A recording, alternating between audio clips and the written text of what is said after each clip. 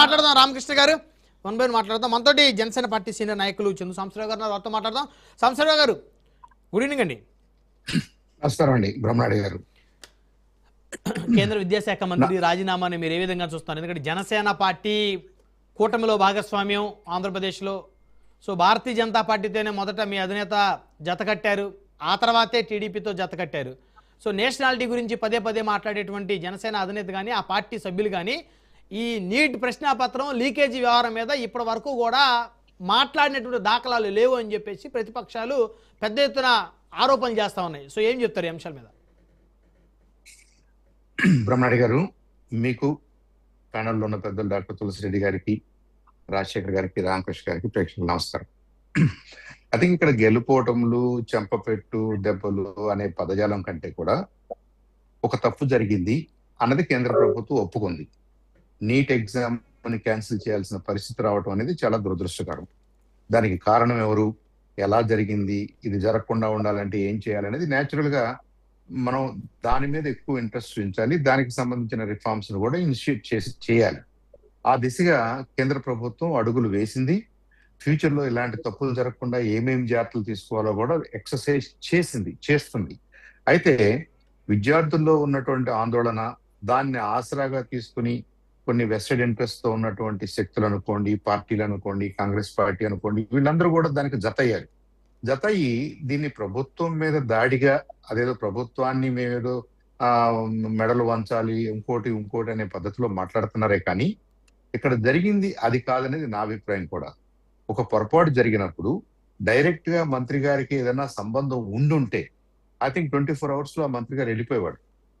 అలాగే ఇంకొకటి ఎవరైనా ఇంకేదన్నా ఆఫీసర్ కనుక డైరెక్ట్లీ ఇన్వాల్వ్ అయ్యున్నాడు అనే క్లూ ఉంటే వాళ్ళు ఆటోమేటిక్ గా బయటకు వెళ్ళిపోయేవాడు. కానీ దురదృష్టం ఏంటంటే ఇక్కడ ఎవరైతే పేపర్స్ చెక్ చేశారో అలాంటి ప్రొఫెసర్సే ఏదో చేశారు అనేది ప్రాథమికంగా ఉన్న సమాచారం కాబట్టి అలాంటివి జరగకుండా చూసుకోవాల్సిన బాధ్యత మన మీద ఉంది. కాబట్టి ఐఐటి జేఈఈ మోడల్లో కావాల్సిన రిఫార్మ్స్ ను మనం ఇనిషియేట్ చేసుకోవడానికి ప్రాధాన్యత ఇచ్చింది కేంద్ర ప్రభుత్వం. కాబట్టి కేంద్ర ప్రభుత్వాన్ని కూడా వెంటనే ఎందుకు ధర్మేంద్ర ప్రధాన్ గారి మీద యాక్షన్ తీసుకోలేదు అనే స్థాయిలో కాకుండా ఆయన సూనర్ ఆర్ లేటర్ ఆయన కూడా బాధ్యత తీసుకున్నాడు. ఇవాళ రిజైన్ చేశాడు. In the interest of NEET, in the interest of youth అని ఆయన డిక్లేర్ చేశారు. కాబట్టి ఆయన్ని అభినందించాల్సిందే. నా తప్పేమీ లేదని మొండిపట్టు పట్టకుండా తన బాధ్యత తీసుకున్నాడు, మోరల్ రెస్పాన్సిబిలిటీ తీసుకున్నాడు. మోరల్ రెస్పాన్సిబిలిటీ కేంద్ర ప్రభుత్వం తీసుకుంది కాబట్టి ఆ రిజిగ్నేషన్ కూడా యాక్సెప్ట్ చేసింది. అయితే ఇక్కడ సిజేఐ కాక్రోచ్ జనతా పార్టీ అనే ఒక వాటెవర్ అదొక ఫిక్షనల్ నేమ్ అయినప్పటికీ, ఫిక్షనల్ గ్రూప్ అయినప్పటికీ వాళ్ళు కూడా ఈ ప్రొటెస్ట్ చాలా బలంగా చేశారు.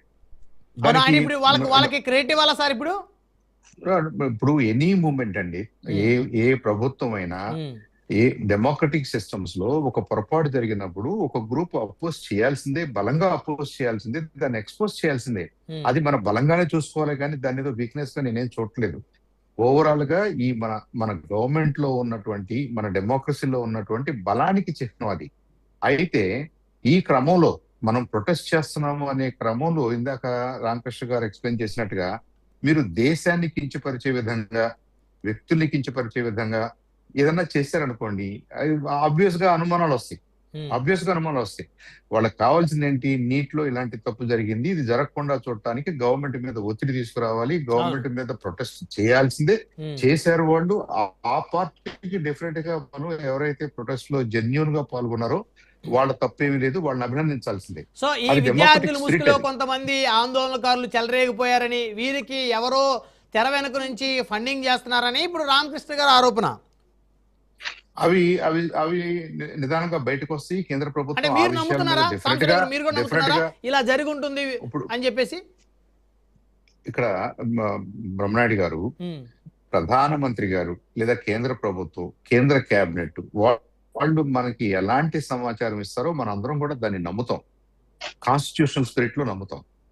నిజంగా ఏం జరిగి ఉంటుంది, ఏం జరిగి ఉంటుంది. అయితే అట్ ద సేమ్ టైం దీన్ని తవ్వి బయటికి తీయాల్సిన బాధ్యత కూడా కేంద్ర ప్రభుత్వందే కదా. ఆ బాధ్యత కూడా ప్రభుత్వంలో ఉన్న మేమే తీసుకోవాలి కదా. ఈ రెండు జరగాలి.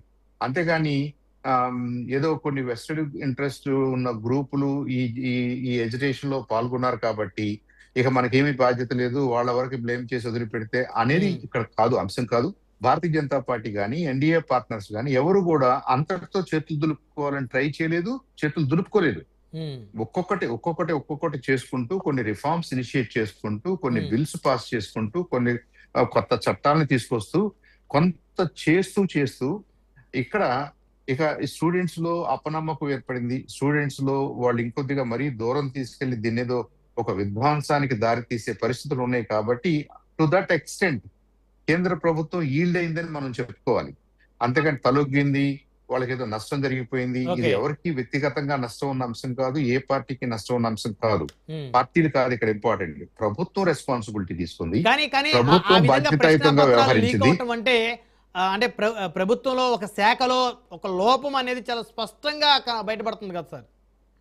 ఉంది కాబట్టి దానికి కరెక్ట్ మెజర్స్ తీసుకున్నారు కదా. అది ఇవాళ 2026లో ఫస్ట్ టైం జరిగితే మనం ఆశ్చర్యపడాలి. ఇది మన దేశంలో మన దురదృష్టం ఏంటంటే మన వ్యవస్థల్లో ఉన్న వీక్నెసెస్ ఓవర్ డికేట్స్ మనం అనేక సందర్భాల్లో దీన్ని ఫేస్ చేసాం. రాష్ట్రాల్లో ఫేస్ చేసాం, కేంద్రంలో ఫేస్ చేసాం. దాన్ని సరి చేసుకుంటూ వస్తున్నాం, దాన్ని బలోపేతం చేసుకుంటూ వస్తున్నాం. ఇవాళ ఐఐటి, జేఈ